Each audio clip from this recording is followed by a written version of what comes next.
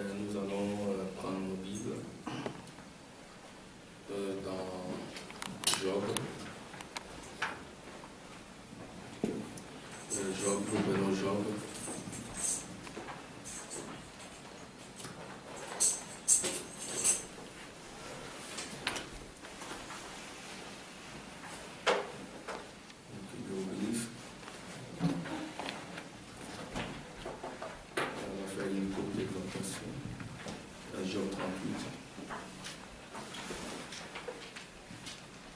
L'Éternel dans Job 38. Job, c'est après Esther, les chroniques. Avant les psaumes. Avant les psaumes.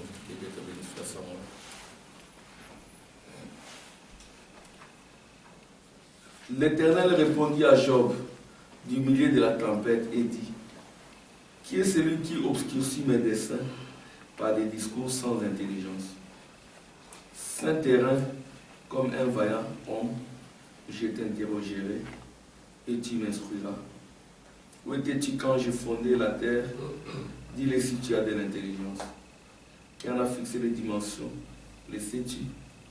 Ou qui a étendu sur elle les cordeaux? Sur quoi ces bases sont-elles appuyées? Ou qui en a posé la pierre angulaire? Alors que les étoiles du matin éclataient en chant d'allégresse et que tous les fils de Dieu poussaient des cris de joie. Amen. Venons sur Matthieu 5.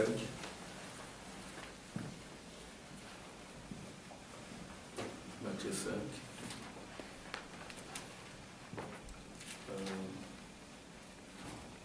Je vais lire au nom du Seigneur. Matthieu 5.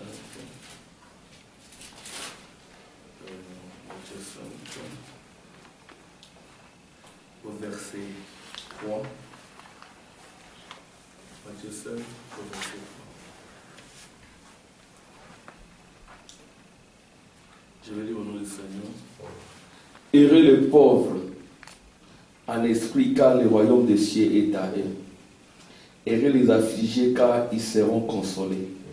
Heureux les débonnaires, car ils hériteront la terre. Heureux ceux qui ont faim et soif de la justice, car ils seront rassasiés.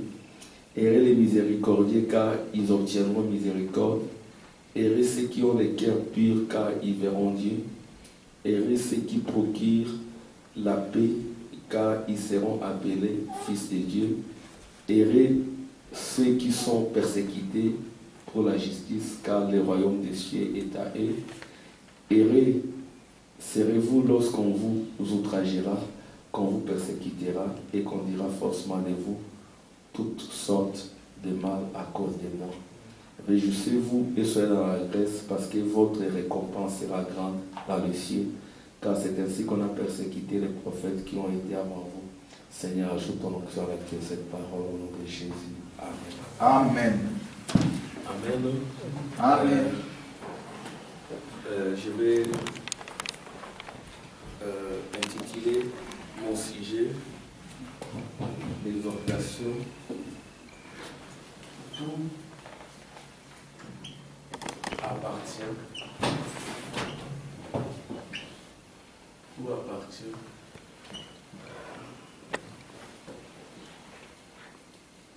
aux héritiers. Aux héritiers.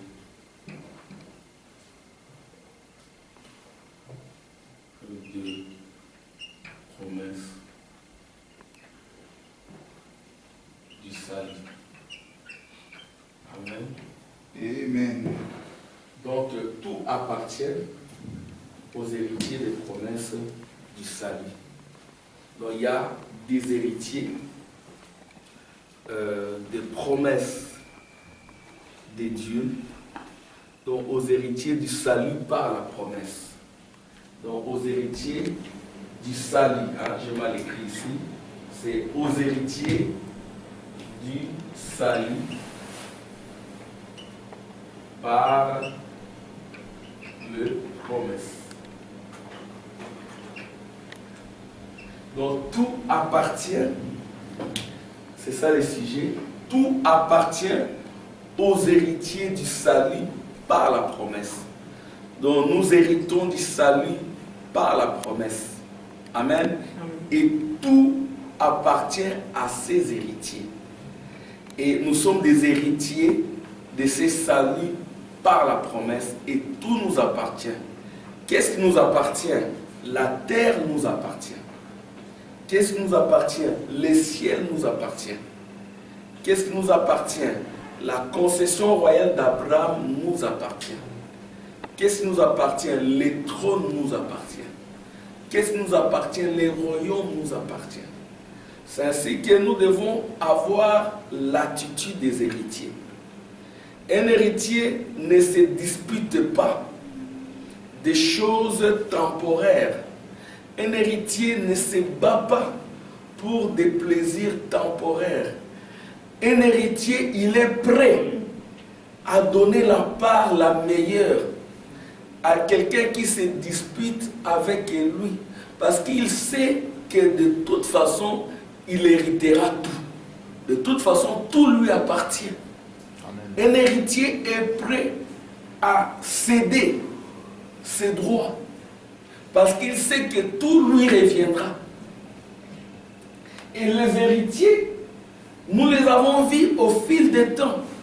Même à l'époque où la promesse n'était pas encore accomplie.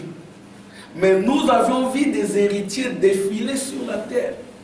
C'était des gens qui étaient prêts à sacrifier le bien du monde. C'était des gens qui étaient prêts à sacrifier même leur vie pour Dieu. C'était des gens qui étaient prêts à refuser certains présents pour Dieu. C'était des hommes de principe. Et au fil du temps, nous avons vu beaucoup d'héritiers défiler. Et ils n'ont pas fait de compromis, peu importe la situation. Peu importe l'état délicat dans lequel ils se sont retrouvés. Nous avons vu Abraham et Job.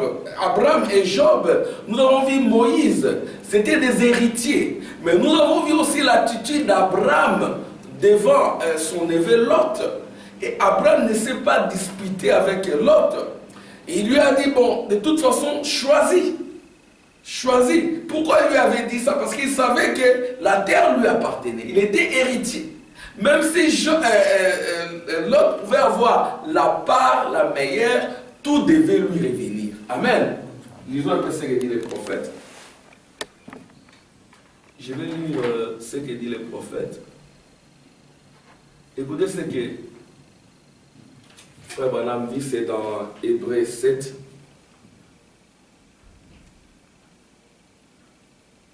Vous devez faire, paragraphe 49, vous devez faire ce que Dieu vous a dit de faire.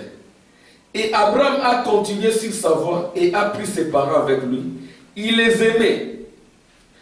C'est le côté humain. Mais peu de temps après, aussitôt, son père mourut et il l'enterra. Puis il lui restait son neveu. Et par la suite, des querelles et des disputes ont commencé. Amen.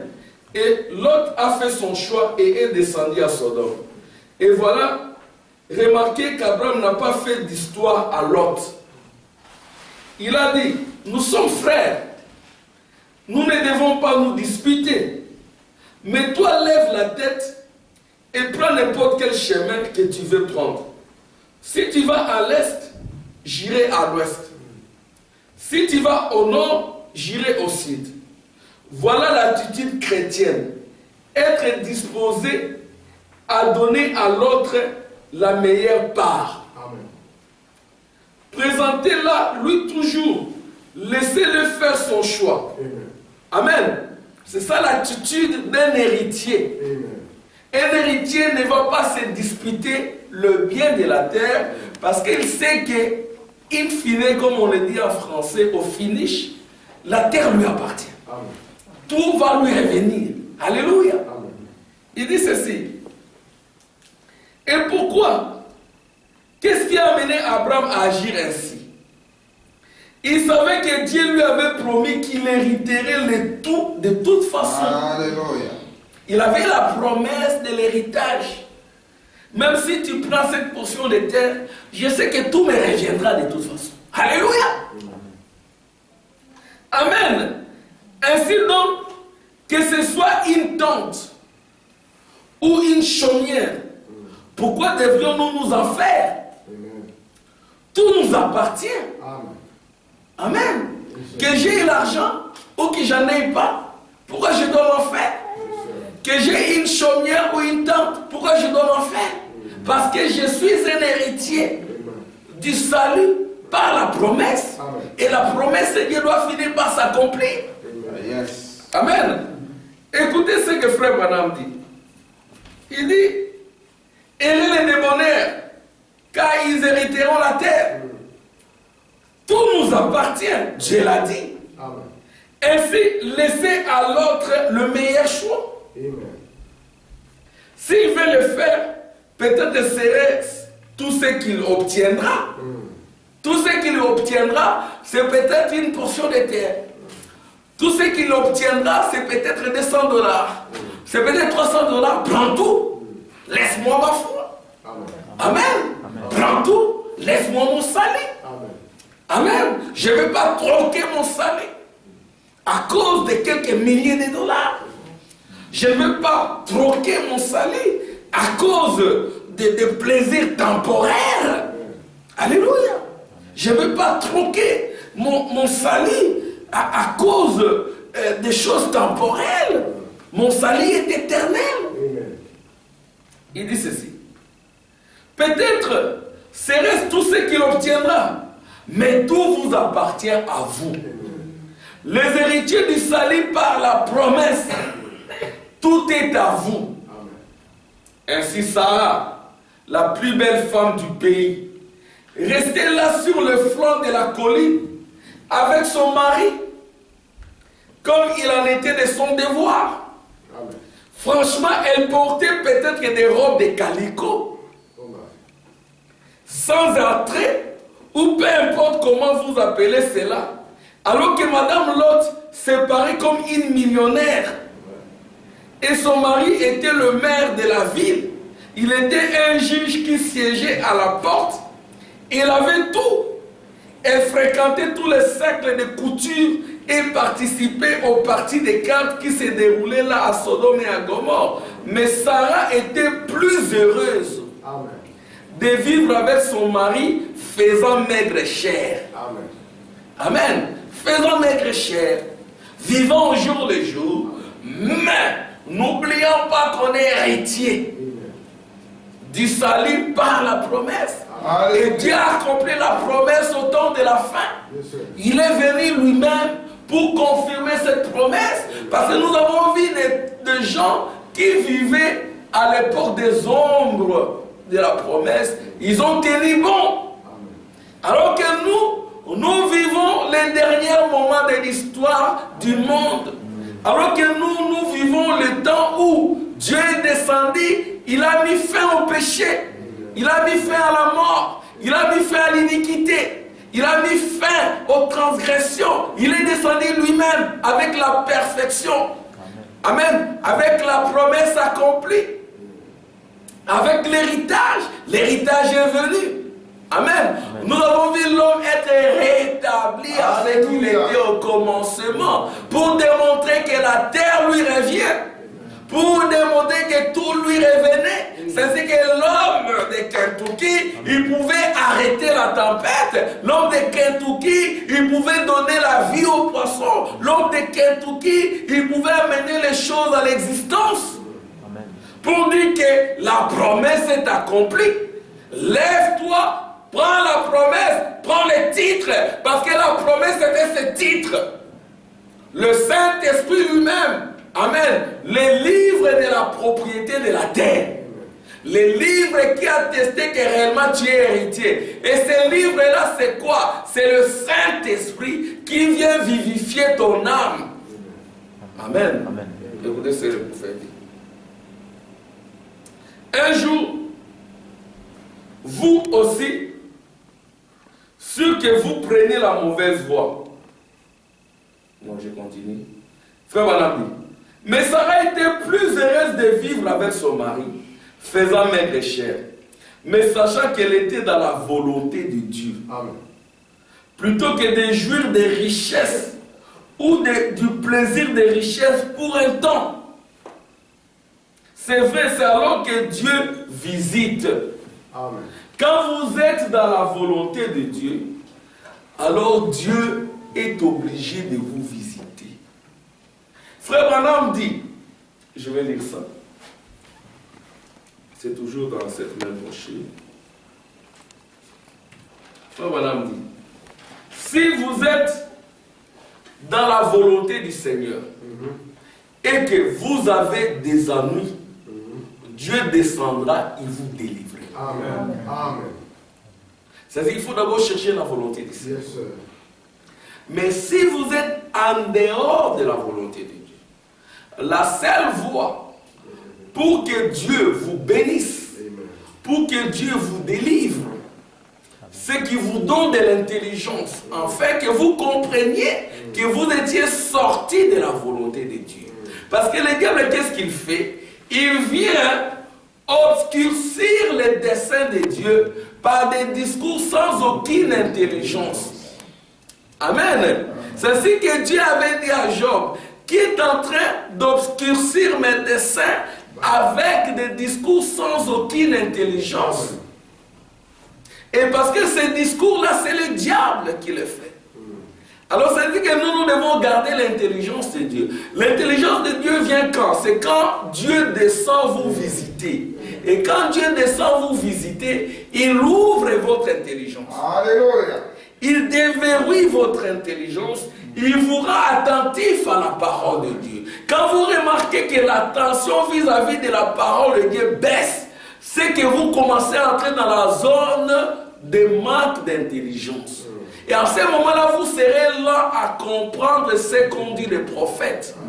Vous serez là à comprendre les promesses de Dieu, même les temps dans lesquels elles s'accomplissent. Alors en ce moment-là, vous serez un homme de paix, d'intelligence. Job, je vais faire ta ceinture, je vais t'interroger. Si tu as de l'intelligence. Amen. Parce qu'il y avait de l'agitation dans Job. Job était dans des épreuves, dans la tempête. Et cette tempête-là, c'est pour tout enfant de Dieu. Tu n'y échapperas pas. Mais ce qui est important, c'est la volonté de Dieu. Que tu demeures. Mais quand tu es dans la volonté de Dieu, alors tu auras l'intelligence. Mais si tu es en dehors de la volonté de Dieu, le diable viendra obscurcir votre intelligence. Parce que le diable, c'est les ténèbres. L'intelligence, c'est la lumière. Même les gens des sciences vous diront que la science, c'est la lumière. La science, elle vient pour ôter les ténèbres. Amen. Et la véritable science, c'est les logos. La colonne de feu, quand elle vient pour donner l'intelligence à l'homme. Amen. Amen. Et quand elle donne l'intelligence à l'homme, en ce moment-là, vous comprendrez qui vous êtes. Pourquoi vous êtes là. Quelle est votre mission. Amen. Amen. Pourquoi vous êtes éprouvé, vous comprendrez. Mais si vous n'avez pas la lumière, vous serez dans les ténèbres et vous commencerez à maudire Dieu. Amen. C'est ce que nous devons prier pour demeurer dans l'intelligence. Alléluia. Et l'intelligence, c'est la colonne de feu. L'intelligence, c'est la sagesse de Dieu. Et si vous avez cette colonne de feu, vous comprendrez. Amen. Mais si vous n'avez pas l'intelligence de Dieu, vous serez là. Amen. Obscurci et vous allez oublier et Dieu va vous frapper. Amen. Dieu va vous frapper jusqu'à ce que c'est arrivé à Frère Branham. Je vais dire ça. Frère Branham, Dieu lui a dit, va en Afrique. Alors maintenant, il y a un mondain ou un religieux qui vient. Oublie l'Afrique. Les billets sont prêts. L'Inde est prête. Tu dois aller en Inde. Dieu, dans son intelligence, lui dit, je t'avais dit d'aller en Afrique. Alléluia. Amen. Mais après une année, il a oublié cela. Parce que Dieu peut vous parler 3 ans avant. Amen. Mais il oublie. Et quand il oublie, les associés charnels. Parce que souvent, tout autour de nous, il peut y avoir des associés charnels. C'est ainsi que Frère Branham a dit que Dieu soit loué parce qu'il va vous donner des nouvelles associés. Il va vous débarrasser des associés charnels. Il vous donnera dans le monde présent de nouveaux frères, de nouvelles sœurs, de nouveaux pères, de nouvelles mères. Amen. Et ils vont vous conduire dans l'intelligence. Amen. Et frère Branham a oublié. La chose est partie à cause des ténèbres. Et puis il est allé aux Indes. Quand il retourne à Lisbonne, frère Branham dit, j'étais sur le point de mourir. Je n'arrivais même pas à quitter mon lit. Je vais lire ça. Frère Branham. Paragraphe... je vais lire. Frère Branham dit ceci. Page 9. Il dit ceci. Paragraphe 41. Je lis d'abord 40. Écoutez ce que frère Branham dit.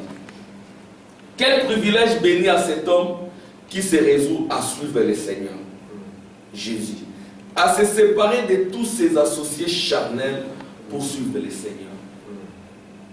Et si quelqu'un ne semble pas se comporter correctement, ni se présenter comme chrétien, mais qu'il aime les choses charnelles, il vaut mieux pour vous de chercher aussitôt un autre partenaire. Amen. Amen. Vous dites Amen. Les sœurs, vous dites Amen. Amen. Vous êtes sœurs tout le temps avec des gens charnels, quoique religieux. Au temps de la fin, les gens, ils seront religieux. Ils auront l'apparence de la piété, mais ils vont régner ce qui en fait la force. Qu'est-ce qui fait la force de la piété? C'est la colonne de feu. C'est l'intelligence de Dieu, c'est la lumière de Dieu. Éloignez-vous de ces gens-là, en les aimant et en priant pour eux. Amen. Il dit, c'est vrai, et si personne ne veut marcher avec vous, il y en a un qui a promis de marcher avec vous. C'est l'adorable Seigneur Jésus, lui marchera avec vous. Dieu a dit à Abraham de se séparer. Et étant juste un humain, Abraham prit son père avec lui. Il prit avec lui le fils de son frère, son neveu. Il s'accrocha tous à lui.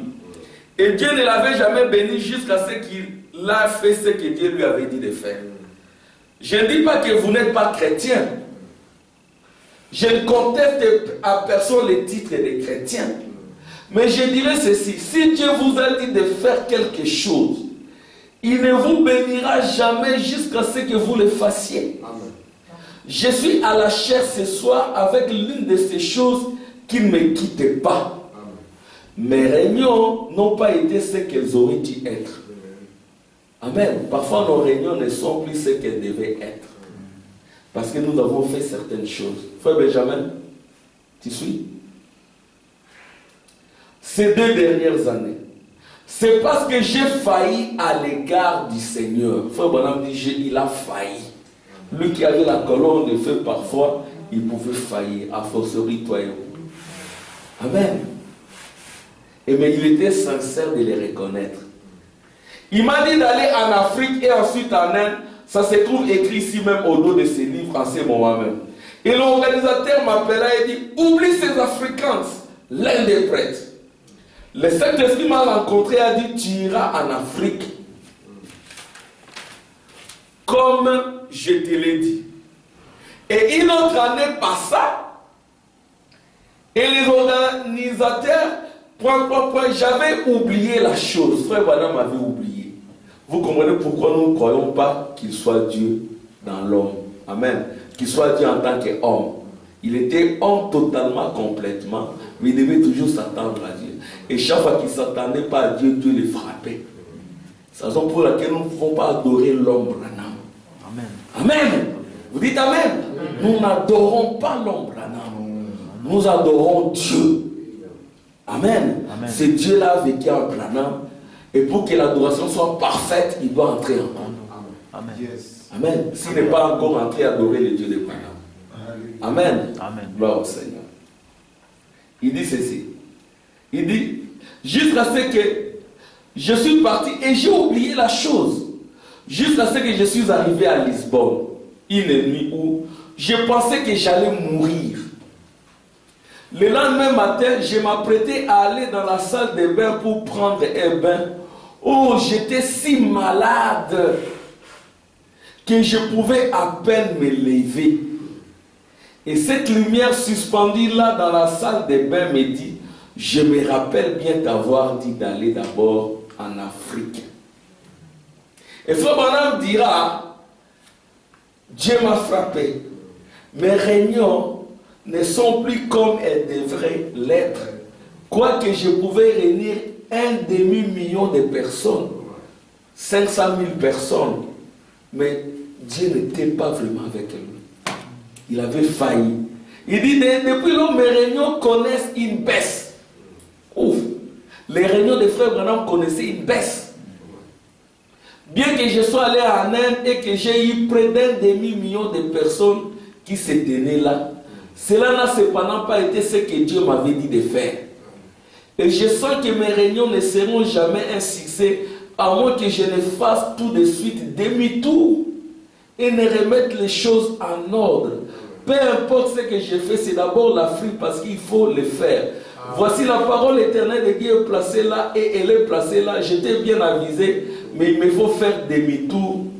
Et il me semble que l'année prochaine est ce temps où je sortirai de la coquille avec l'aide du Seigneur. Amen. Amen. Vous êtes fils de Dieu. Quand vous commettez une erreur, Dieu vous punit. Parce que Dieu n'est pas un grand-père. Mais sa grâce ne peut pas s'éloigner de vous. Vous demeurez héritier. Alléluia. Et Dieu veut que vous ayez de l'intelligence. Et que vous ayez aussi de la patience. Parce que frère, pendant ce temps, il était sous la frappe de Dieu. Il dit, c'est l'année prochaine, par la grâce de Dieu, que je sortirai de la coquille. Il faut d'abord avoir l'intelligence de reconnaître son erreur. C'est du haut de la chair jusqu'au dernier mot. Parce que nous aussi ici, nous devons faire en sorte que nos réunions, alléluia, même si c'est une poignée de personnes, mais que nos réunions soient assaisonnées de l'onction. Alléluia. Que la présence du Seigneur soit là, que la puissance de Dieu soit là, peu importe les noms. Amen. Amen. Et nous, personne n'est épargné. Frère Branham n'était pas épargné de la chicotte. La crainte de Dieu est le commencement de la sagesse. Et l'héritier doit être taillé. S'il n'est pas taillé, il va dilapider les richesses. Amen. Amen. Que Dieu vous bénisse. Amen. Amen. Amen. Amen.